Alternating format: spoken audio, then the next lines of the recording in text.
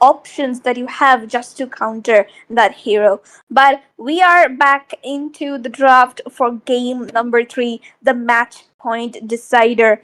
So we will be seeing Lafu Kabi going to repeat their first game draft, or at least trying to do the same, because that is where they really won. Anarchy, though, they definitely need to look into banning the Baxia this time, not wanting to let Lafu Kabi pick up their comfort heroes. Would be the case. Lafu Kabi once again with the chip 3 times in a row. They don't want it open. They don't want any flying potential on their hands. I really like it that they, respect the chip, but that this time around, the Granger should be on the cards for them. The Granger, the Berkshire, and I believe this game we will be looking at and had it coming in. Exactly. Lafukabi has been consistently banning out on the Harith and both the previous games, so we could be seeing that once more. Chip ban count 3 this time, and Baxia ban count, it should be 1 by the side of Anarchy, but no, they still go ahead with the Matilda ban, and possibly the Phobius ban going to be coming in next. Highly possible, but the glue is open. Last game, the Anarchy did get reminded of the glue that they can also pick it up, and Alafu Kabi will not go in for the first pick glue. So, in a way, that it could be open, or will Anarchy try to get the hands on their barang? Exactly. The Badang pick here is also quite good, especially on towards the EXP. The roam also good, but then again, the front line becomes a bit squishy for whichever team picks up on that hero. So we will really have to see what Lavukabi does this time. And oh, they go ahead with the Kalia ban. Quite influential in the first game, I think, played by Art right there. And this time around, it does get banned out by Lavukabi, just like game number 2. This time, though, Anarchy, are you going ahead with your Joy and Phobias ban once more, or are you looking to ban out of the Baxia? The biggest question remains. Curious to know though. I want to see the Bakshia getting banned. Come on, man. Just the game number 1 should have been enough to know what the Bakshia just holds. And also, you guys have played it in your team. So, yep, it should be just a reminder. So, yep, there we go. Finally, Anaki knowing what kind of a power that Bakshia holds in this game series. With that, Lafukabi, once again, it should be a marksman. Exactly, they should be banning out on the Harith, possibly like they have been doing, or even the Joy. I think they did that as well.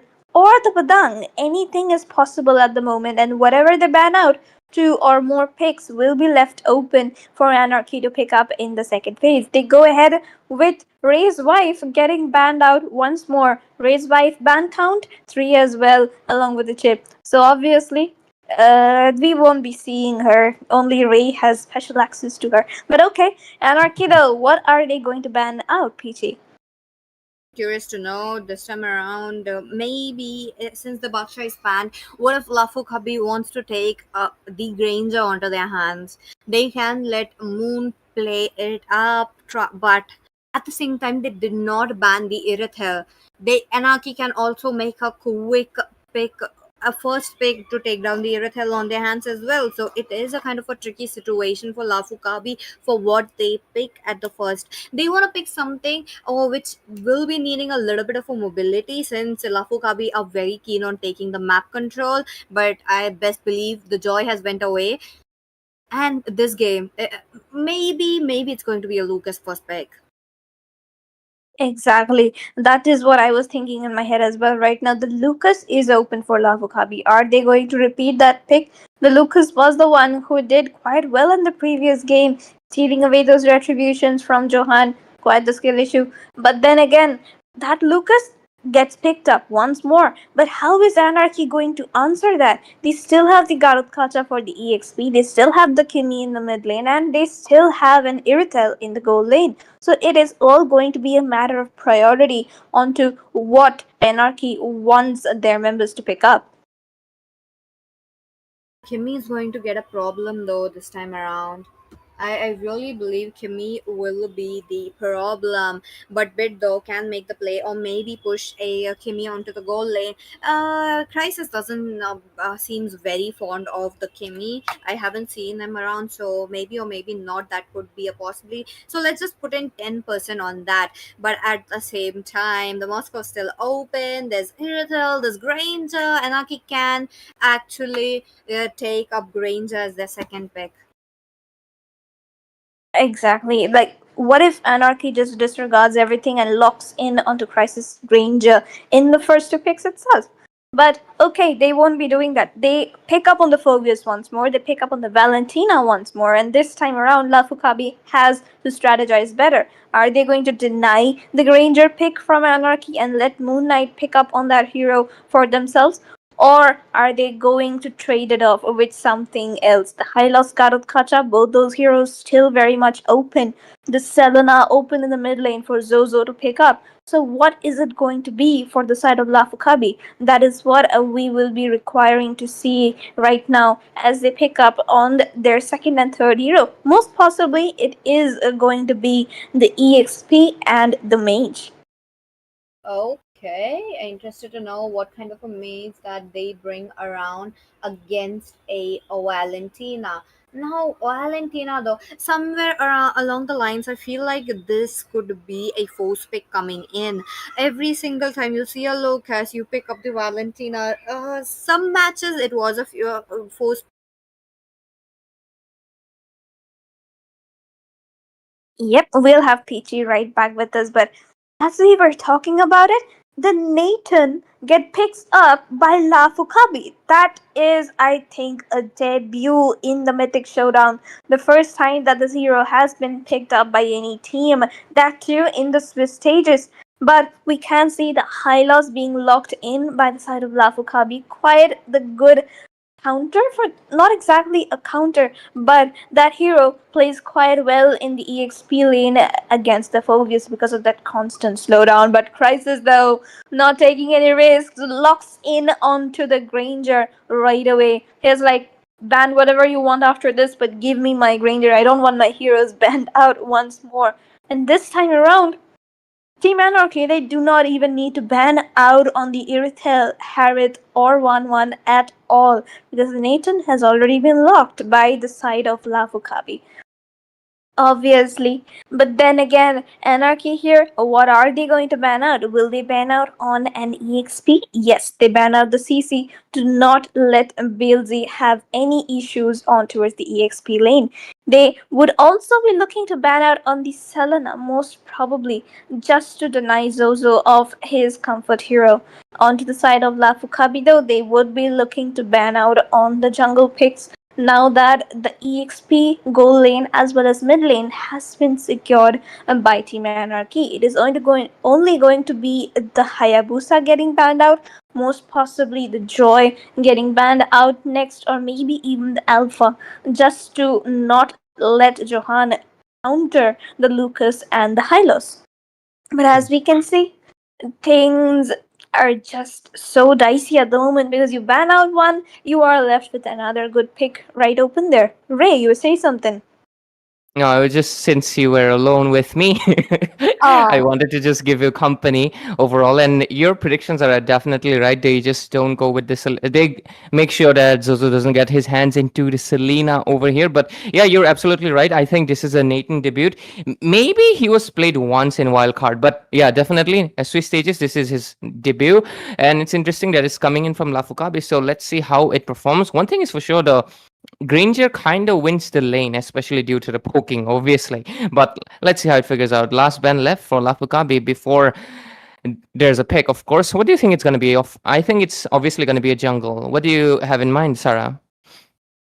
I do feel it is the jungle, quite literally, like you were saying, because that is the only good option which Lafukabi can ban out. Okay. But okay, I was just thinking that Art would play the Garut Kaja in the roam, but that is what they ban out. This is some kind of a caster's thought curse, not even something I said, but okay. Manifestation. You Manifestation. manifested.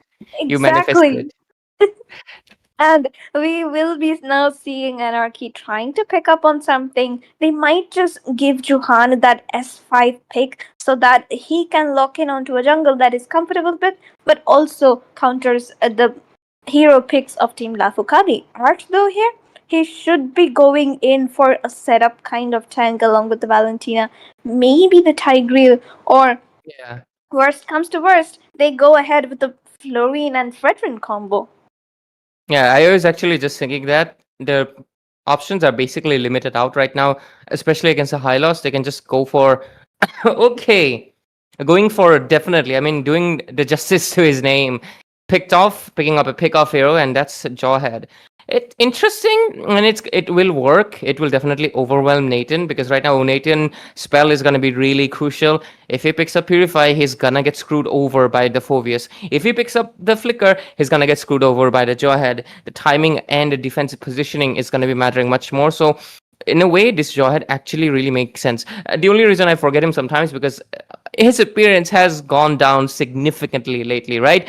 Especially because the other tanks kinda, especially the Baxia, has been taking the spotlight away from him. But since he's banned right now, this is a really good pick, and it's a good classic pick for the hands of Art as well. So let's see how Zozo over here responds back because Farsa shouldn't be honestly an option because Farsa, Louis, Eve, all of them, they pick up. The Valentina is just gonna take it for themselves, and oh my god, Zozo comes in with a signature classic pick, the good old reliable Baynox. I call her Baynox. She's also one of my favorites, but I feel like she just lacks the crowd control department.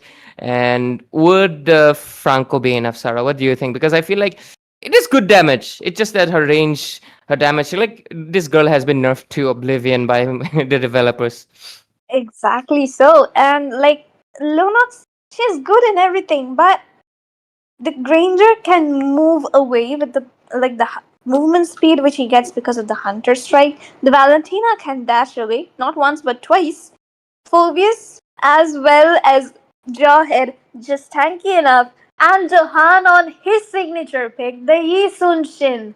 One of the Oh best my Yi Sun god. Shin users of India is on his main. So we are really going to be enjoying this match. Both the teams on their comfort picks. Like, you know what truly defines comfort? Those kind of picks right here. Two amazing drops and the decider game. We are in for an adventure.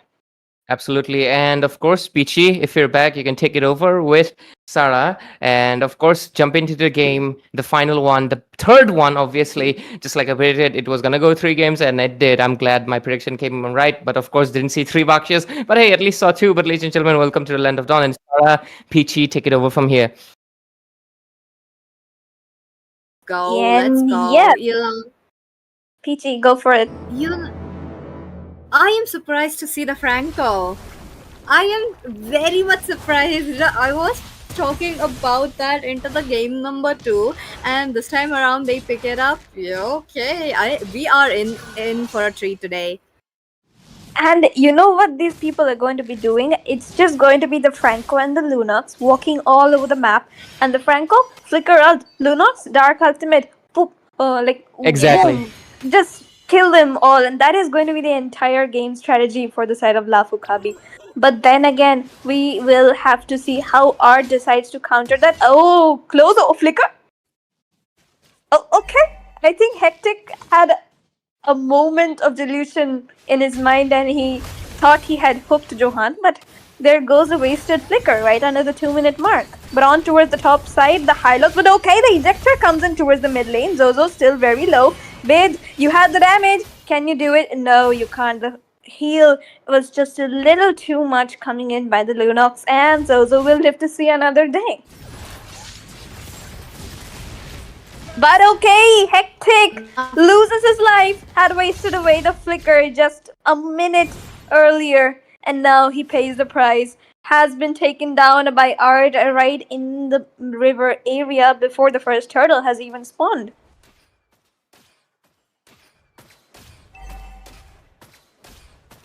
Well, till then, And obviously, I'll cover you, yes, Sarah, of course. yep. And This match is obviously going to be interesting because we were discussing about comfort picks overall, the Lunox and of course the Yishin Shin. And so far, at least one kill went into the hands of Anarchy and a turtle has spawned in as well. I'm just going to be honest with you. I feel like Yishin Shin, not a lot of people play it. Like, this guy has not been exactly the meta hero for 10 seasons, yet he's also, whenever he's picked, he doesn't lose. How does that happen? This guy is, like, anybody who's basically good at Yushinshin at late game, he's an absolute beast. So it's a possible scenario. They can, like, Johan right now can go for. I have actually seen him play, and it is really amazing what he can accomplish. His farming speed and rotations are really on point. So let's see if he's able to secure his turtle and give his team slight nudge a bit of advantage overall. Vision given. Let's see what happens. There's a high loss. The glorious pathway coming in. But the Vovia is also right there with the ultimate. Bailzy stops them right on their spot though. The hook connects onto Bailzy, so not very useful. And they find the kill onto Hylos right away along with Shinigami getting taken down. Zozo has to use up his Dark Ultimate, but he is not going to survive. That is a 4-man wipeout. Nathan and Franco trying to look for something. Moon Knight will get stunned in the middle of all that, and he gets taken down as well. A complete wipeout along with the turtle. 6-0 scoreboard under the 4-minute mark. Oh, might just but be 7. But it's not over. My goodness, it's not over. With that ultimate copied from the Franco right away. Just kill after kill after kill. 07. It's literally the salute emoji. Oh, looks like it's gonna be 08. Is it? No. Do they respond back? No, they are not able to do so. Or do they? They can't.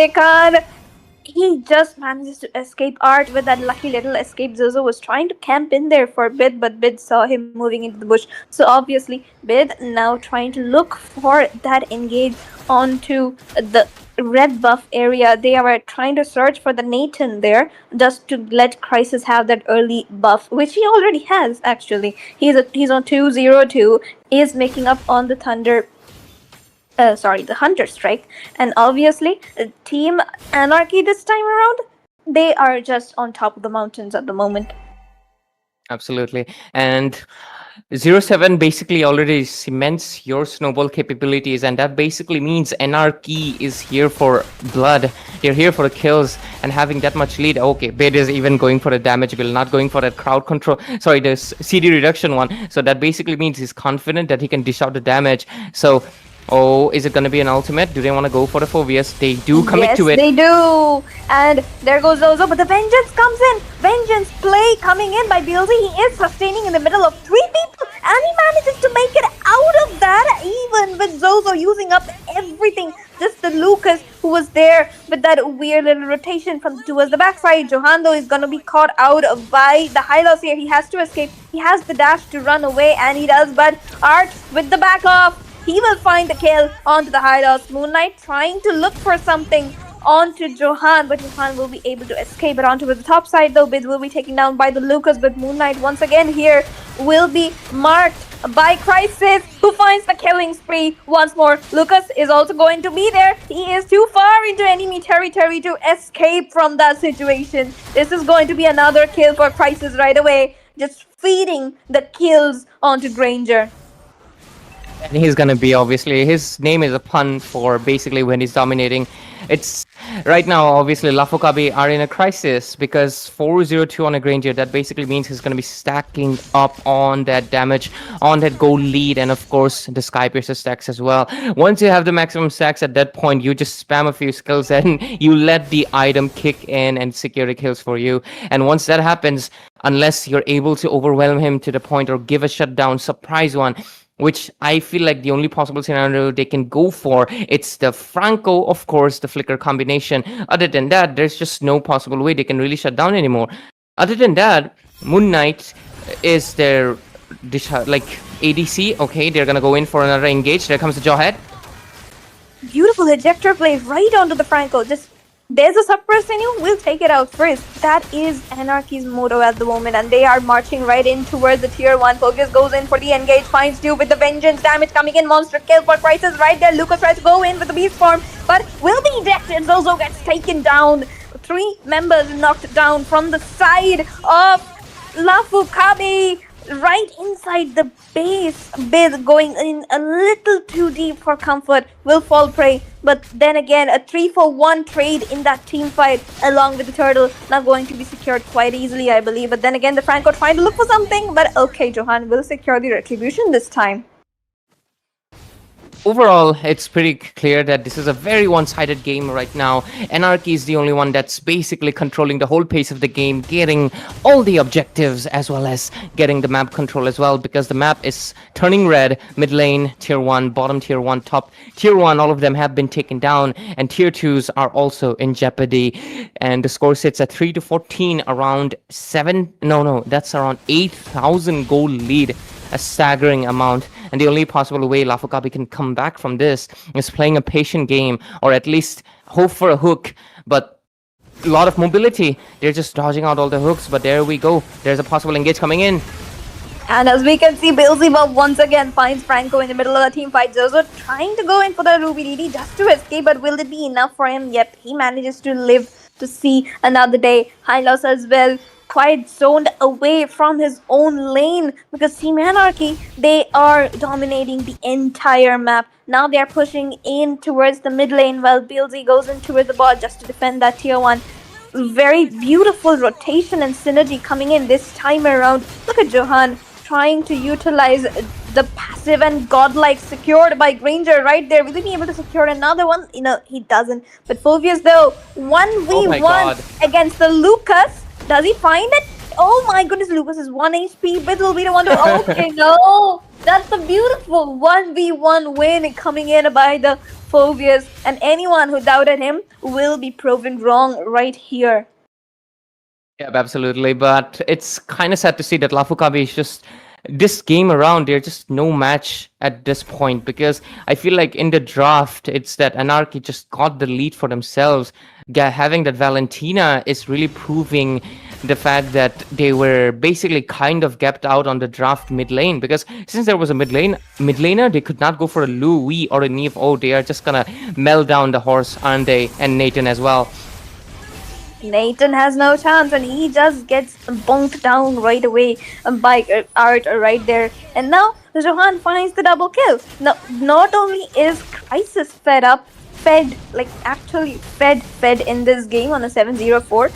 Johan, he has just been scaling for the past 10 minutes and is already nearly full build. So obviously, the Team Anarchy, beautiful draft plan right here. Early game, it's the Granger. Late game, it's Johan on that Eason Shin. So that's a win-win situation right there. Absolutely. It is funny that Yushin Shin, I feel like he's smart assassin, but what's happening on the bot lane? Almost. Oh my goodness, Johan going wild in the middle of that team fight along with the YSS, finds Hectic, who's on a 0-7-1. I just feel bad for this poor guy right now. And look at Beelzy, he is also frontlining so well for the side of Anarchy, while the rest of his DPS just take down the neutral objectives, the turrets as well as the other things. But look at it, he is going to be going in but manages to escape out of that situation. He is a bit low, and he finds the kill onto Moon Knight. What blasphemy is this? That blasphemy was probably the blast of passive from the side.